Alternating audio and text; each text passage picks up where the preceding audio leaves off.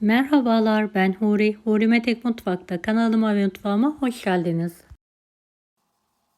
Farklı, pratik bir atıştırmalık tarifi ile geldim. Tarifimize hamurumuzu hazırlayarak başlayalım.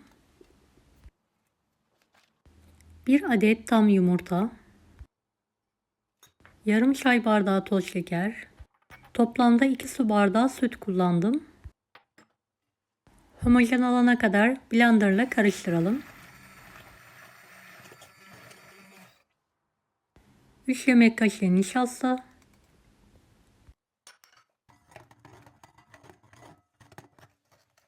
1 su bardağı un. Pürüzsüz olana kadar karıştırmaya devam edelim. 3 yemek kaşığı sıvı yağ,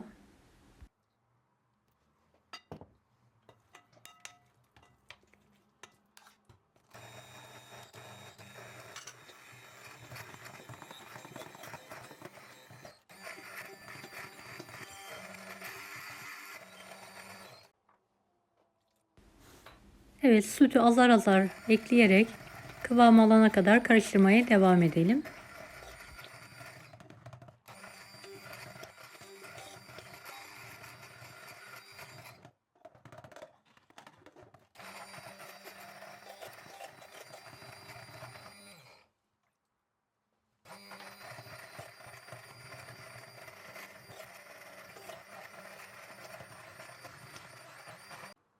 Kıvamı bu şekilde olmalı, akışkan. Buzdolabı poşetini alalım. Uç kısmını çok ince olacak şekilde keselim.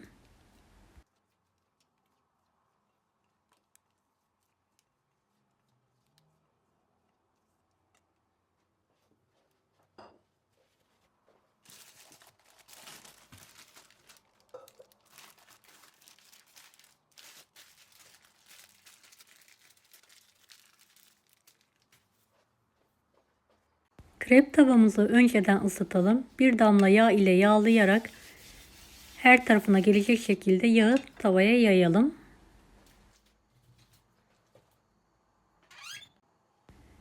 Poşet yardımıyla hamuru videoda görüldüğü şekilde dalga dalga dökelim.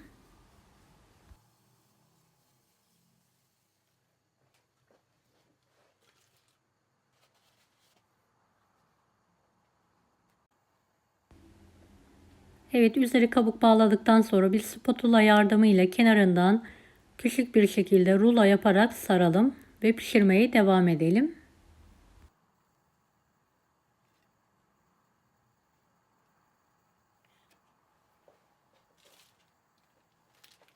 Videomu izlerken buraya kadar geldiyseniz yorum kısmına herhangi bir emoji bırakırsanız bana destek olmak için sevinirim.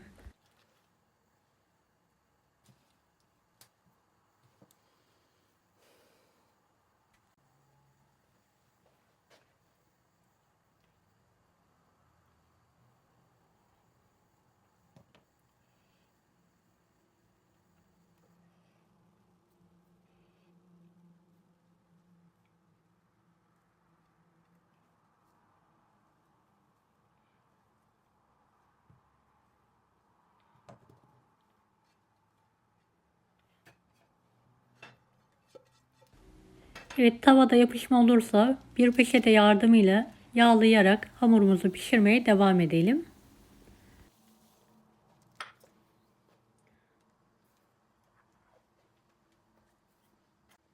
Evet, bir de yakından göstermek istiyorum.